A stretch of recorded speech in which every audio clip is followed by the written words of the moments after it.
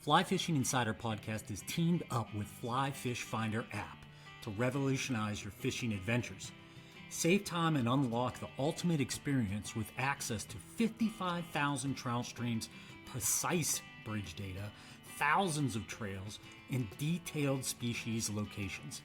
Elevate your angling with real-time maps, top camping spots, and connect with local fly shops for expert tips. This is only a little bit of what is available on the app. Discover all of it on the Fly Fish Finder app, another tool for getting better at catching fish anytime, anywhere, and for any species. Back to the Fly Fishing Insider Podcast. I'm your host, Christian Bacasa. This week, we've got Ryan Jarvis, who goes by Jarvis from Monic Flylines, on the show. And we're going to talk about a few things. But before we do that, really quick, go check us out on the website, www.ffipodcast.com. Tons of stuff on there. We've got all kinds of blogs. We have a retail store on there with all types of products. In fact, a lot of the manufacturers we're bringing on now, et cetera, will be selling on that website. So really check that out. We've got some great deals. Plus, there's some incredible travel deals. So if you're interested in outfits, and a lot of the outfits that I've vetted and had on the show or been there are on this, and you can get deals on, especially because you're a Fly Fishing Insider Podcast insider, and get these special deals, man. It's great. I travel a lot. I love it. It's one of my favorite things to do in fly fishing because you just get so many experiences. So again, on today's show, we've got Jarvis from Monic. Jarvis, you grew up in New Hampshire. You fished with your grandpa out west. You went back to Maine and fished there. You now live in Colorado. You and two other guys started this company called Monic. It's fly lines. You've got incredible fly lines. They have some specialties. We'll talk about that. And that's super cool. But today we're going to talk more about fishing. And you guided, et cetera, for a year. You did some things, but we thought it would be really cool to be talking about floating the upper Colorado and the various techniques you can use, whether it's nymphing, dry dropper, streamers, et cetera. So we're going to cover that. Then at the end of the show, we're going to jump back into our tips. So what's the value you had to listen to the show? How are we going to get that? Today, we're going to talk about worrying about depth and presentation over your flies and other things. Those are the first things that you should be worrying about and why. So let's get into this here real quick. Jarvis, welcome to the show. Really happy to have you, man. First, tell us a little bit about like how you guys started Monic and what it's about, and then we'll jump into that Colorado thing. Yeah, definitely. Thank you so much for having me on the show, Christian. Really excited about the opportunity, and yeah, I really love the show. And yeah, definitely go check out all the gear you got on your website. It's some great picks there. But Monic actually started back in before I was born, believe it or not. So I was born in '96, and Bob, the owner of the company, he actually started making fly lines in the early '90s. Monic was established around 1995, but so Bob his history is as a chemical engineer. He's a mad scientist if you really think about it. So he came to it. He was on a trip in Belize actually fishing for some permit, and his guide was having him throw like a 14-foot leader just so he didn't spook these fish and get a nice presentation to actually get an eat. So Bob was thinking, with his chemical engineer background and plastics, he was like, why not just make a clear fly line? So that's where Monic got its start, was the first ever creation of a clear fly line. And Bob got the patent on that and was, making clear line. We've been making clear fly lines the whole time, but really I'd say within the past 5 years, like all of our lines have been revamped, and, really try to improve along the, technical abilities, durability, just make the best fly line we possibly can. But it's been a great opportunity. We're small company, make everything right here in Boulder, Colorado, so completely American made. But yeah, it's just Bob, the owner, who's actually 92 now, believe it or not. And wow. Yeah, he'll come in the shop like every other day and just ask any updates and try out some new prototypes, and been taking him fishing and stuff like that. But really it's just, myself, Rob, and Andrew. So really small company. We're all in our, I'm in my late 20s, they're in their mid 30s, but we just love fly fishing, and we're really just trying to make the best, fly line possible for ourselves and for everybody. It's Yeah. like there's nothing worse than going out on the water and having your fly line be the issue that you're having a bad day. Like, it's one thing to have a slow day of fishing, but when your gear is failing you, it's nothing worse. So, Yeah, nothing worse than that. And I love that it's a different option, right? You yeah. guys have some unique things, and we can talk about that. In fact, we're going to bring you back on another show. We're going to talk about specifics related to fly lines, but I want to talk some fishing today, man. Yeah, definitely. Let's talk some Fishing's fishing. on the mind. It's springtime, the sun is shining, so I know everybody's amped to get out fishing. I know I am too, so let's get into it. All right, cool. So you talked about floating the Upper Colorado. A lot of the things that go on with that, and you spend a year kind of guiding that pretty heavily. Kind of give us an idea of what you're thinking about. When you said there's different techniques that people use, and um, more so, I think as an angler, less as a guide, right? Yeah, You know, definitely.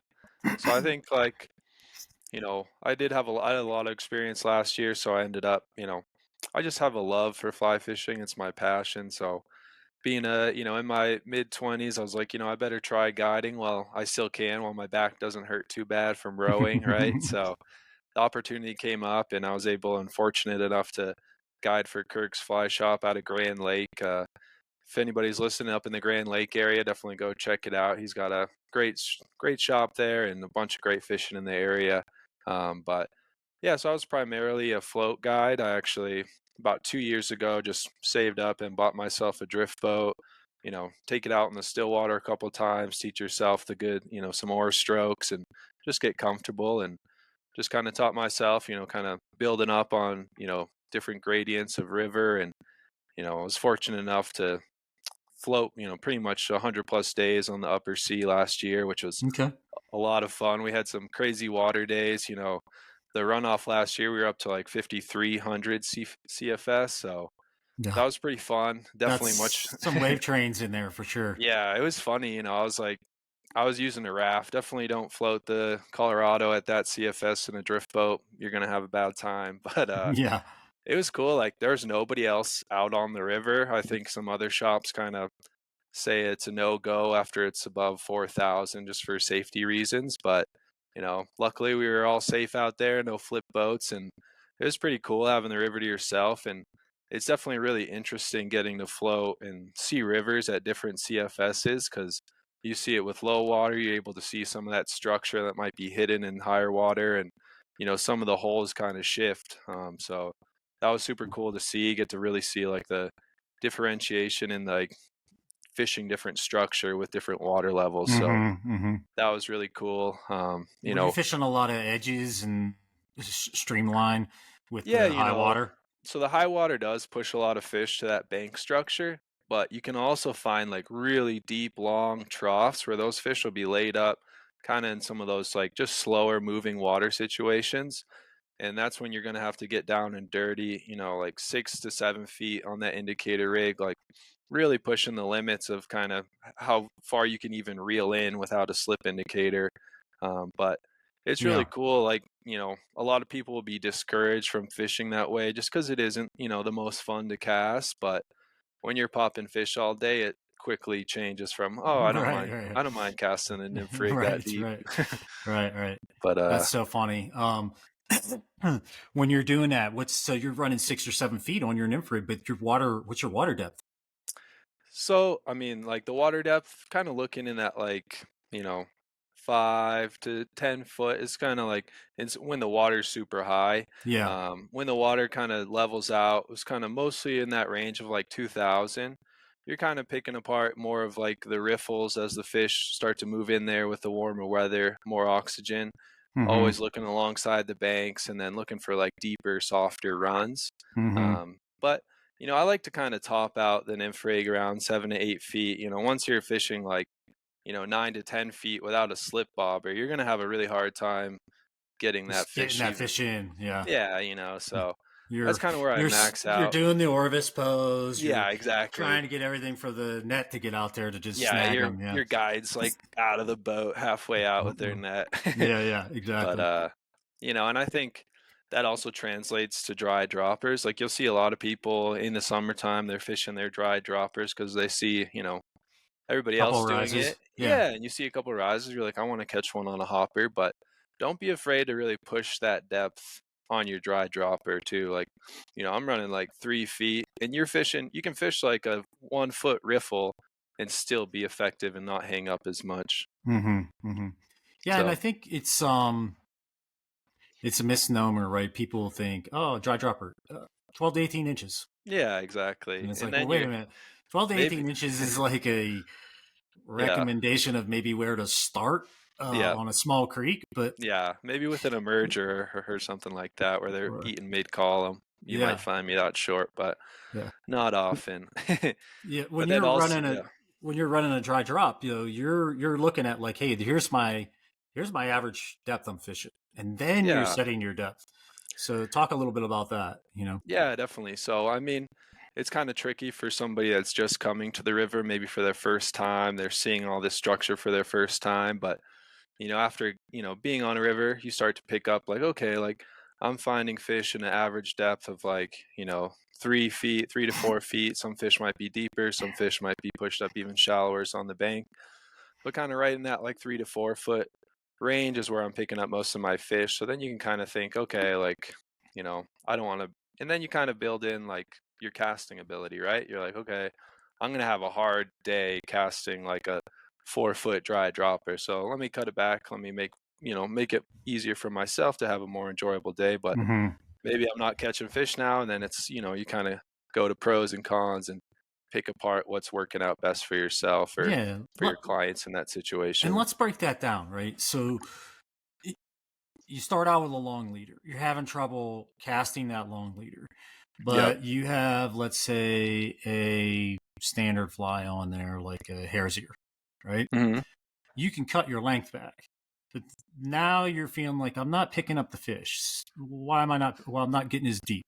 So, what Right. are the things that you can do? You can change your tippet size. You get down Yep. faster. You could change your fly. You could go from a buggy pattern to a really thin, tight pattern that's Hmm. going to sink faster or heavier. Right. Go to a bigger top bug that's going to support that. So Hmm. there's a bunch of elements you can change, right? I mean, is that the way you kind of govern it on your boat or Yeah, yourself? definitely. Yeah, definitely. It's like you have a picture in your mind. You're like, okay, like I think these flies are working. I've like the chubby Chernobyl should be a good dry fly. I've gotten eats on that. I'm confident in that. Like it's a freestone. Maybe I'm throwing on a Pat's rubber leg with, some sort of midge or emerger. Maybe even a hare's ear too. Some bigger mayflies hatching. And then you kind of think like, okay, maybe I need to go thinner. Maybe these fish are, tippet shy, or maybe I'm just not getting down fast enough. But I want to avoid throwing split shot on a dry dropper because Mm-hmm. that's no fun. Yeah, yeah. That's funny. That I didn't those are even recognize that because I don't even think split shot. yeah. No, thank you. That's a But that's it a does tangle. work. It does work, right? I mean, Sure. like Yeah. in a Like pinch, it. I'm out on a creek. I don't have Yeah. anything heavier. Like, slap split shot on. Yeah. Right. You're like, okay, I don't feel like retying. Let me just try like a small BB and see if maybe that fixes my issue. So you kind of go through like the hierarchy of like, this is what I want to change first. I want to change my depth first, or I want to make sure I'm getting a good presentation. You're like, okay, am I getting a drag-free drift? Are my nymphs in line where I think the fish are lying? Like, definitely find a lot of people when they're nymphing, they're only focused on their indicate, their strike indicator, or their dry fly if they're doing a dry dropper. Mm-hmm. And something that's really important is to actually visualize where your nymphs are landing and which current they're getting sucked into, because Mm-hmm. if I'm casting directly across or even a 45-degree angle, my nymphs are 2, 3 feet farther than my dry fly That's a if I'm not, perfect so point. That is a perfect yeah. point. Yeah, it goes a lot further. So let's talk about how do they. I mean, if you're in a boat, you're almost always Mhm. casting in that direction, 45 or halfway, Definitely. out at a 90, something like that. How do you realign your nymphs? Like, what are some suggestions for you in your bending process or whatever it is that you like to Yeah, devise? I think that's exactly it. I think as you become better at as a caster, you do find just it easier to make a shot where your nymphs are more in line with your dry fly, whether that be like an aerial mend or Mm-hmm. just how you manipulate the line as that fly lands. Sometimes you can like pull the line tight right at that last second, and that's going to hook your nymphs kind of Hmm. almost right in line with where your Yep. indicator is. It's like Another an thing I like, overpowered cast, right? So yeah, you're basically implementing, and I just kind of want to get clarity for everybody, but yeah, when you hook that cast, that's an overpowered cast. So that's like a curved cast. If you look up yeah, curved cast, that's how you can imply that. yeah. That's You one could of the do it with an ways. underpowered cast too. So Yeah, there's kind both of. ways to do that curve. The other thing that you mentioned is aerial mends. So you talk about a reach cast, for example, Right. is an aerial mend. And what that means is you're actually mending the line before the flies and line hit the water. So a standard mend Yeah, and is that's like flies and line hit the water. I mend it upstream, downstream to make my current or adjust my bobber. But an aerial mend is you're anticipating where it's going to be. And in the air, you're reaching in a direction to reset your line. And then because of the pull of your line on your bobber, et cetera, is going to reset your nymphs.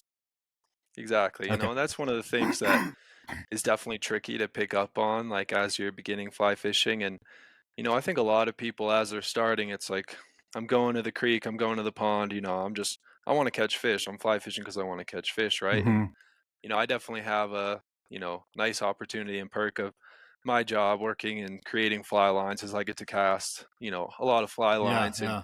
get to really work on my casting form, especially like out in a parking lot or out in a grass field. So I definitely recommend to people like starting out fly fishing is just take some time, crack a beer, go out into the yard or whatever, and just have some fun casting because a lot of people do really enjoy the fly fishing casting, and then they get to the water and they're overcasting, right? They're Right. they're all over the place. So it's like get your casts out in the yard, feel good, go to the water, catch Right. some fish. Yeah. Yeah. It's like, I remember a buddy of mine early on when I started, TJ, he would say, yeah, well, that casting you're doing is great, but you're not going to catch any fish if your flies aren't in the water. Yep, right. There's no fish Okay, in the air, thanks, right? jackass, for pointing that Yeah. one out. Yeah, So right. Totally. super funny. But yeah, so going back to like the nymphs, I think you kind of start with the presentation. Are my nymphs where I want them to be? The nice thing about a boat too is eventually at some point, ideally speaking, if you're getting 100-foot drift out of the boat, like your nymphs are gonna like get close to lined Hmm. up at some point in that drift, ideally speaking. Not always the case. And then you can kind of go through, all right, do I need to be deeper?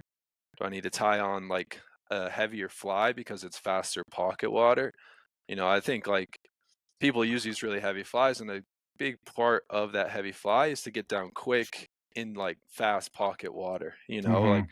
I like to fish more like unweighted nymphs that look more natural when I'm getting nice long drifts in like some slower water. But when you're fishing like quick pocket water, you need that tungsten bead. Otherwise, You your can't get flies down aren't. fast enough. Right. Yeah. Right. So On a long drift, I think what you're saying, Jarvis, is you can mend and you can take time in order for your flies to sink. But on a correct. short pocket water, it's like, yeah, your windows of opportunity is so short that your Yeah. window of adjustment is that much shorter. So you need that additional weight, etc. So Definitely, and okay. I think it also is an advantage too, like, when say you're doing, like, a long like, you've got a long slow pool, you're getting, like, a 25-foot drift, but, it's moving a lot slower, so those flies are going, more naturally through the water, but the fish also have an easier time inspecting that bug, right? So they're Mm-hmm. looking at it like, I don't know if I wanna take Suspect that. Yeah, or dragging. Yeah. maybe it's like a really subtle eat, and, that's when the unweighted nymphs, I think, come in, great. You get you fool the fish a little bit easier, and usually the takes are gonna be, pretty hard. Even in the slower water, you can pick up on those subtle eats, Mm-hmm. whereas if you're in, like, pockety water, you're throwing that big tungsten bead nymph down there, it gets down in a hurry. That fish has a split second. They're going to hammer it. You're going to get that, it kind of, for me, that's how I think about it. So if I'm fishing like a section of the Colorado, or I know I'm going to be banging the banks, getting quick shots, like quick pockets, I'm going to throw a heavier nymph. Whereas if I'm getting nice long runs and I know I have a little bit more time for my nymphs to get down, you can fish a little bit more like unweighted, small BB, something like that. Mm-hmm. Um, but yeah, so then you go, I've got my depth right. maybe it's weight. Otherwise, like you said too, maybe I need to downsize my tippet so it cuts through the water a little bit faster. Maybe these fish are tippet shy and high pressured. And then, after your tippet size, then you can do like fly weight. Maybe I want a tungsten bead, maybe I want a bigger bead head fly. And then like, okay, I usually say like I want to hit bottom 1 out of every 10 casts. Yeah. If I go 10 casts and I'm not hitting bottom at all, then it's like, okay, I need to be deeper because I'm Yeah. not where the Unless fish you're are. picking up fish, right? Yeah, right, exactly. I'd The other, rather have a fish every other cast than right. yeah. Yeah. The other But thing you can do with your flyweights too is I talk about sacrificial flies sometimes. mm, And I say, hey, look, make your point fly really heavy, but use your yeah, natural fly elsewhere, or vice versa. totally. Make your upper Mm, fly really heavy. That gets your line down, but then your lower fly is kind of like dangling around in there, and that's yeah, your more moving natural, freely. right? Yeah, So yeah, definitely. I think that's a great way to put it. It's like I've got this heavy fly on there. I like to think of all my flies as sacrificial. I have no, they're yeah, all up for grabs to trees, rocks, fish. I think I can't count how many times I said like set the hook on everything. Like I yeah, don't care if you think it's a rock or a log.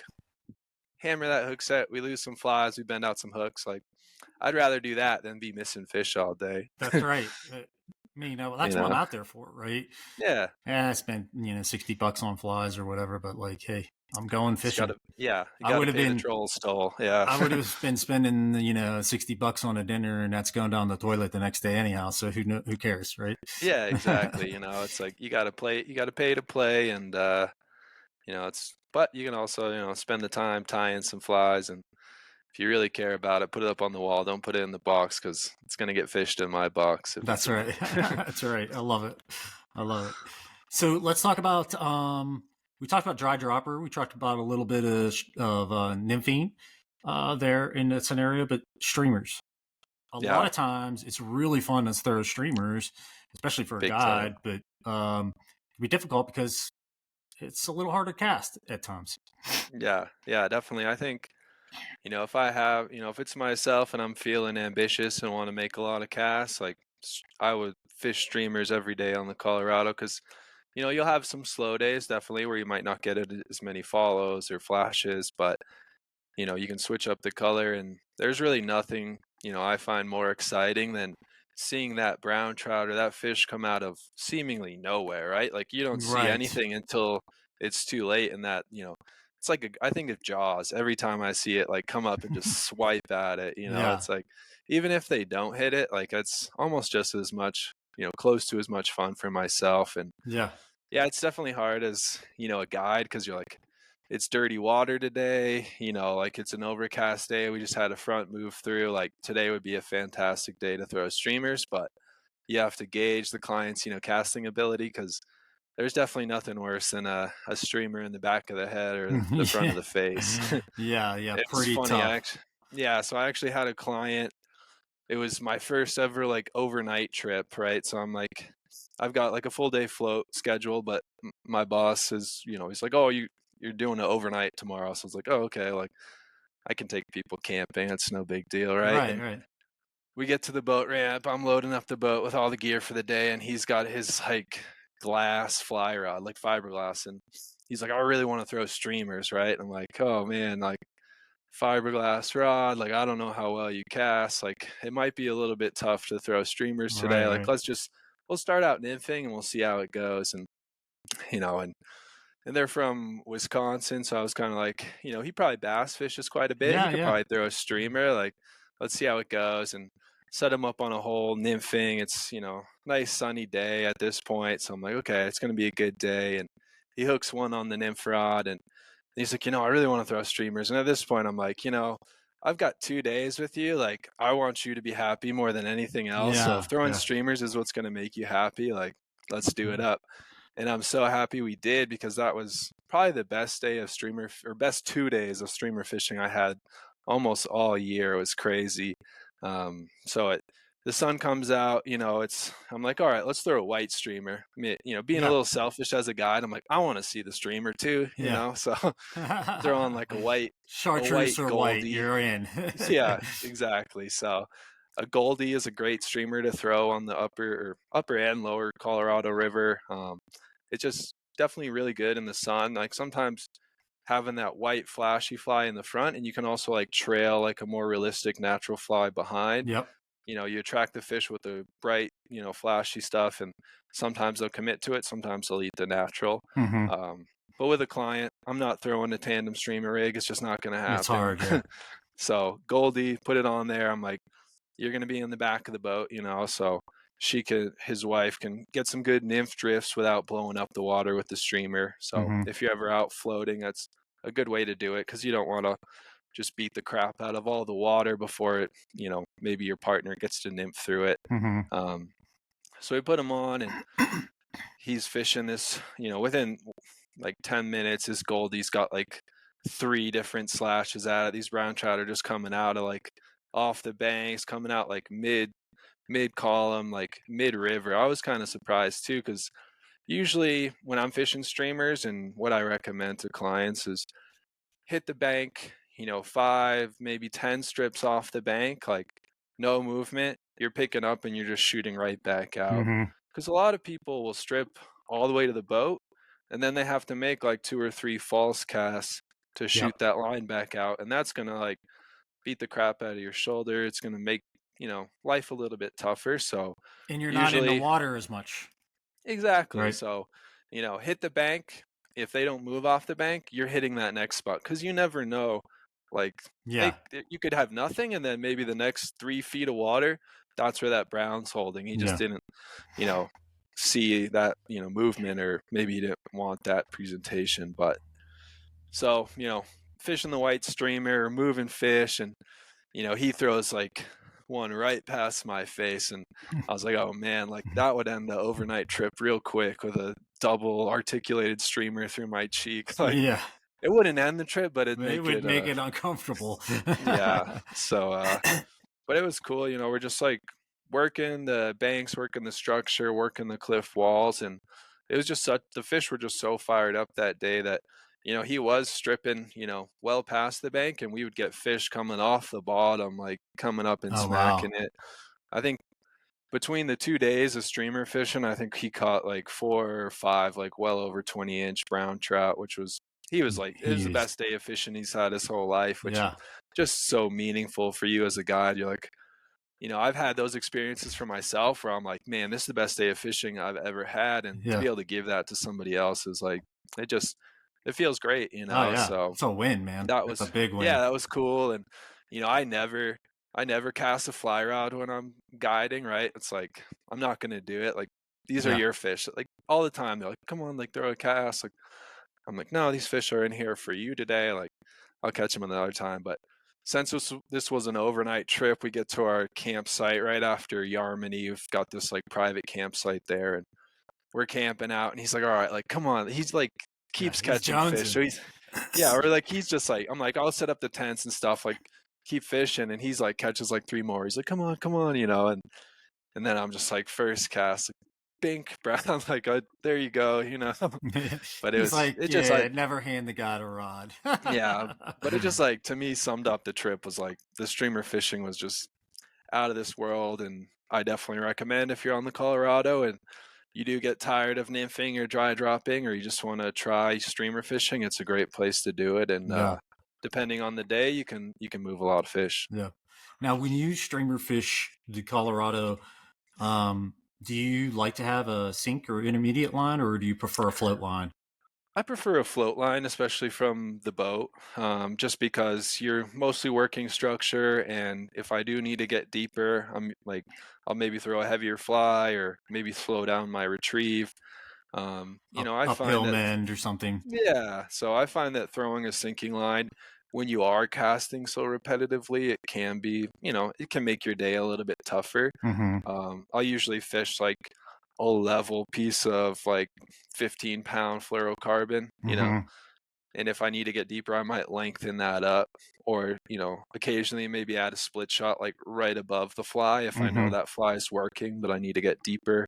Um, I do like sinking lines in lakes, or maybe if I'm fishing from the bank and I know these fish are deep, then I Yeah. might take out like a sinking poly leader, which we're working on now at Monic. So I've had some prototypes that I've been able to play around with. Mm-hmm. So, but usually from the boat or just in general, I prefer not throwing a sinking line just because I find it easier Yeah, and a little still easier to still manage. effective. Yeah, easier to Yeah, cast, that kind of thing. yeah. And see, I love casting on weighted line. For me, I'm It like, feels it good. feels Yeah, so lazy. I can get like, oh, just that's one all hole and rod, that's all rod, and shoot it. yeah, Like yeah, I just all that weight is up front. yeah. No, Um, it definitely feels good when you've got that like heavy section of tungsten like right at the front of your line and one good double haul and it's like throwing like a spay fires. cast. Yeah, it's like Right, shoots right, out. yeah. Yeah. Where it does get tough is casting and trying to bend post cast. Hmm. Yeah, You got to get that. If you're going to mend, it's got to be absolutely a minute or it has to be aerial mend. But I definitely. like to be able to throw lighter flies personally. Yeah. I I like don't get unweighted that streamers. that Yeah. herky jerky kind of feeling that you can get with weighted flies a lot. Um, So true. so, but I agree in waters that aren't really beyond 8-10 feet deep. Like there's no need for Yeah. me to fish a weighted line. I can fish a floating Totally. line. I can get down plenty. I can use mends to do that. I can use longer leaders, weighted Hmm. flies, etc. And you're in the zone because you figure 8 feet of water. I mean, if I'm 4 feet down, I'm presenting to just about everybody. Totally. You know. I think my most productive streamer was a white, unweighted, mini sex dungeon. So I think unweighted streamers, they just move really naturally. I do think like the weighted cone heads are nice when you get that like up and That down kind of yeah, wounded jigging bait kind of. fish. Yep. Yeah. But it's so much more fun throwing a unweighted streamer, unweighted anything. It's like just better fly casting. Yeah. I'd say too, look, you mentioned earlier casting to the bank, right? Mhm. And 5 feet off the bank to the shoal or whatever, and maybe a little longer, but that's like it, and then recast. The most important part of fishing a streamer is those first few movements of the fly and like Yeah. getting your jerk strip Yeah, right. the That Kelly Gallup action. Yeah, friggin' Kelly rod tip. Gallup. I mean, he's Yeah, a huge proponent of that, right? totally. And I think he'll even say like, dude, it's your first couple feet, right? It's like the importance of it hitting the water super hard too, because that's what's gonna tell the fish in the area like, oh crap, there's hopefully an There's easy big meal for me or yeah, somebody's here that's not usually here and I should there's go eat them or there's check it two out. reactions. One is Yeah, I'm gonna flee, right. right? Because something went on, or there's something else going on I need to inspect. If you're a Yeah, big fish and you're the grandpa of the hole, you're not fleeing because there's no yeah. real threat other than a I want bird, I right? want the mean monster. That's like, I'm gonna come Right. kick your ass here in my house. Like, That's right, right. Yeah, yeah, Grandpa is going to lay down the law and show you yeah, guys just how old he is, yeah, right? exactly. So that's what I want. But I learned this from a guy I used to fish muskie with, and then George Hmm. Daniel reinforced it for me, and that is when your fly hits the water, Yeah, it shouldn't be dead. It's got right. to be moving. So they both really implored um, when you cast, as soon as that fly hits the water, it should be moving back towards you. So that Hmm. first strip is literally like as the fly's landing, strip and jerk, strip and Yeah. jerk, strip and I jerk. think a big thing too that, even myself as I started, getting more into streamers and just fly casting is a lot of people when they shoot that line, they let go with their guide Mm, hand and then you get your fly hits the water. Ideally your line's not wrapped around your reel, but a lot hmm. of the times it is if you let go. Yeah, And then you're kind of like struggling to find it right. while You you're go into watching the the first water. eyelet to find the line. Yeah, Well, exactly. that So, that fly's dead. yeah, so it makes But then you got it's slack in your line. right. You're not going to get a good So strike, it's three strips before you even get the fly to move. Exactly. Now you just missed 6 feet of water. Yep. Yeah, definitely. So keeping that guide hand on the line as it shoots, just opening up, like your fingers a little bit, let it shoot through, and then the moment you're almost stripping before it hits the water. Hmm. You shoot that line, it's where you want it, and you're stripping right away, and then you can build the pauses in, right? Like Yeah. you've already made it known that this is alive, but maybe it's hurt, maybe it's wounded, maybe it's an Mm-hmm. easy meal. That's when you can build in your pauses. Yeah. And it's so funny because you just hit on a subject that I've hit on the last few podcasts, and that's shooting your cast, right? Hmm. Because as fly anglers, a lot of us learn to false cast to the distance and Right. drop your fly like a Right. pow cast, right? Yeah. So Yeah. you You're like, achieve your you're distance and measuring it. you're Yeah. measuring it and then you Yeah. drop it.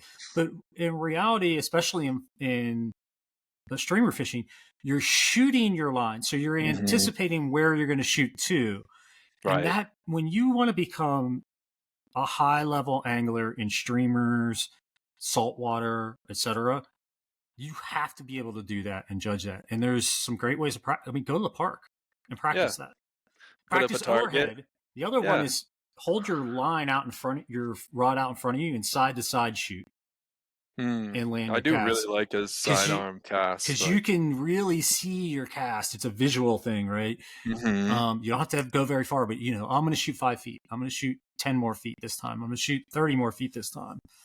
And Yeah, and I start to think feel that, like you said, totally. understanding how to manage your line, not get your line wrapped around the butt of your rod and all those things. Those are like super Yeah. important.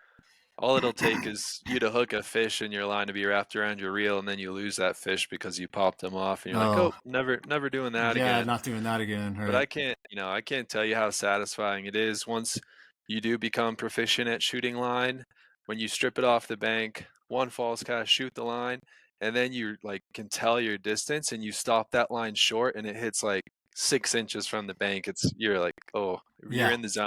Yeah. Yeah, Or like right in the shallow. You're just like, this is yeah, perfect. yeah, And then the other thing is you become far, far more efficient and less tired. mm, You start yeah, to feel the rod working for you. And you get two things. You go away from that, like my elbows out and I'm way back yeah, casting, to this, like my elbows in and I'm like, feel like I'm just using my forearm. That's it. And my yeah. rod is just this big lever, right? Hmm. Casting, pushing. It's a spring pushing my Yeah. line and everything. I think like when most people start building their cast up and they want to grow have better distance with their casting, it's just like natural tendency to like feel like you need to put more muscle into it, right? Mm-hmm. You want to force it back there, you want to force it forward, and it's really nice, and I think it's better for you in the long run to just take your time building that point and just like really feel the rod doing the work for you. Mm-hmm. Mm-hmm. Because, say you develop a cast at 80 feet, but you're muscling it, it's like it's not really practical for like fly fishing application. And you're gonna end up having like muscle memory to Right. not have a great cast. So just start small, really take the time to feel that rod load, and just try to keep your motions tighter so the rod's doing most of the work for you. Mm-hmm. And usually, especially with pairing your rod to fly line, that's always like a huge issue people have. I think a lot of the fly lines in the past and, good saturation of the market is overweighted fly lines. Mm-hmm. Fly Yep. lines that are, built maybe say a 5 weight, but it's actually built like a 6 or a 7, which to somebody that's just beginning casting, it feels really nice because you get a deep load on that rod. It makes it easier for that caster to feel the feedback from your rod. Mm-hmm. But it's funny because as you grow in your casting ability, you'll find yourself wanting a lighter and lighter line just because You have you don't more need line that out. over. Yeah, you Yep. don't need that over Yeah. exaggeration. You have better control. And when you're casting, 50 plus feet, it's a lot easier with, a true to weight lighter line. Yeah. Yeah, it is. And it's so interesting that you kind of brought that up because when you're casting, people will often think the more power or the Right. more abruptness of your stop is going to Yeah. really have this massive, massive effect. But one of the actual things that has more effect than others is your ability to feed line Mm. on your back cast and forward cast because that additional feed is more grain weight in your line shooting Yeah. backwards. And then when you stop, because it's a moving shoot and not a static line, it's bending your rod more and then therefore acting as the spring more. So it's a compounding effect in your cast. So really, I'm going to go back. Try to go out to a park, go to that side cast where you can watch, get enough line out that the head of your line is out so it's effective. And side cast, you do two things. One, you can see how perpendicular it is to the ground, so how effective you are. But then you can start to see how your rod's reacting and how you're stopping. And it really forces you to keep your elbow in your side, tucked in, and use your forearm and less of your shoulder.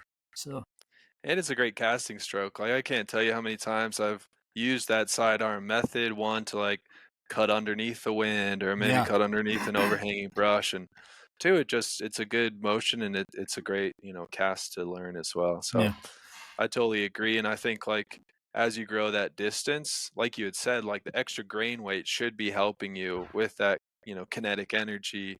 But what happens is your timing gets all messed up, and then that's where your loop falls apart. So it's just like maintaining that same timing, having a decent, double haul. And for me, like learning the double haul, I'd say like biggest tip is when you go to do that double haul in the back cast, instead of starting your double haul down here, bring that hand all the way up. Yeah. It's so much more effective. Yeah. And your double haul. So when you're casting, now we're talking casting. Now we're talking casting. Your double haul, if you think about it, when you're in your back cast, so your rod is pointing slightly backwards, your haul is out in front of you. So you're extending your elbow out. But when you're in your forward cast, your haul is down to your side. Yeah, like away because from you want to keep your fingers, your hand pulling in a straight line of the rod, forward and backwards. If you think of it that way, if you start you probably do it. A lot of people probably do it. But if you start to really think about that, man, is it a game changer for you in learning how to cast? And that, like you said, I always think of like touching my hand or touching the rod butt on my my haul, and that makes a big difference because you do. If you start way down low, you get this teeny little haul. Yeah, it's like, why isn't it going anywhere? Well, a teeny little haul is great if you just have the head of the line out. But if you have a bunch of line out, it makes you have to have a bigger haul. Yeah. The same thing goes, Jarvis, for what you were talking about before of like these overweighted lines, right? So you're casting a 8-weight, but it's really like a 9-weight line. Yeah. That's great for a mid-length cast because you have the grain weight in your line. We'll talk about this on another show, but you have the weight of your line in that short head, right? And you're getting that out there. But when you put more and more fly line out there, you have more and more weight out there. And so therefore, as you start to cast, you're really trying to move a bigger object, right? Yeah. Yeah. You don't need all that. You don't need all simple that. So, math, right? Yeah, it's really math. Yeah. Yeah. Very cool. I love the topic. Super cool. Yeah. Yeah. We can dive into all the crazy casting and line tapers and grain weights on the next show, but it's a fun little rabbit hole to go down. But next time, right? Yeah, next time. Exactly. So let's do this. We've got a few minutes left. Let's talk about worrying about your depth and presentation first and why. So I think, it is important to change flies. I think a lot of people can get over caught up in fly selection though. And that's when I always, because I've done it myself, like being a young kid starting out fly fishing, I'm not getting eats, like it must be the fly, right? Like people always jump to that first. And I'd say get your depth right, get your presentation, and then you can build on to changing your fly. So it's like, oh, I have this fly on, it's not catching fish. And then you get it to the right depth where say you're nymphing and you're hitting bottom every 10 casts and now you're starting to pick up fish. You go, okay, now I have a better idea. Say my bottom fly is getting eaten, but my top fly isn't. I can change that fly and kind of build from there. But I think a lot of people are really quick to go 10 casts. This fly's not working, because what are they eating? Right? Yeah, exactly. You're like, this guy over here is catching fish and he looks like he's using the same stuff, or, maybe it's the red fly that's going to change my luck, so they definitely, fish can obviously key in on certain hatches and sometimes the fly makes, all the difference. But, trout are opportunistic eaters. Like they're trying to survive. It's life or death for them. So most of the time when they get something that comes towards them and they think it resembles food, they're going to suck it in. It's not food, they're going to spit it right back out. Yep. Like, it's pretty cool when you start watching like videos of, trout living under, trout underwater and Yeah. seeing how they sift through almost everything, right? Like anything that looks like food, they're sucking it Yeah. in, spitting it out, sucking it in, spitting it out. So like you probably get so many eats that don't even register to Yeah. your indicator. But the thing is that that fish isn't going to expend the calories to chase your nymph, 2 feet Yeah. up into the water column. It doesn't make sense, right? So get your depth right, get your presentation right, and then you're not catching fish, but you're at the bottom, you're in the right zone. Then you can start switching up your flies. And I think that was a big thing for myself, like really starting to dial in, like really catching fish. Hmm. And then I'd say another big thing is like you can go so much deeper than you really think you can. Hmm. Like I remember being out on the Bighorn up in Montana, and the guide there who's been guiding there for like 50 years, and we're fishing probably 2 feet of water with like a 6 foot, nymphing setup. So I'm like, holy shit, like how am I not snagging up? And I'm picking up fish. And, I think just try stuff until you mess up. Like a lot of people get stuck in a rut. You're like, this is what they said at the fly shop. Like I have the depth, I have the split shot, I have the fly. It's not catching fish, but I'm going to keep doing it because that's what I think. It's like, don't take fly fishing too serious, go out there, enjoy your time on the water and have fun and mix it up. It's like, try different stuff because you might stumble upon, something that is a game changer. Yeah. Yeah, and that's totally it. I mean, enjoy yourself, right? And apologize for all the dogs. We had a big dog thing Oh, that's going all on right. there. I'm It seems like, surprised my dogs have been quiet this whole time. So, but yeah, I mean, it is right depth. I think one of the two things I learned really quick from a friend of mine, he'd say, instead of asking somebody like what fly you're using, ask them, Mhm. how deep are you fishing? Yeah, What kind of so weight? true. What kind of weight do you have on there? Yep. Those are two way better questions. You mentioned it Yeah, earlier, some of the tips you had of like, hey, if I'm not hitting bottom every 10 casts, like I know mix I'm it not up. at the right depth. I'm going to go Yeah. deeper.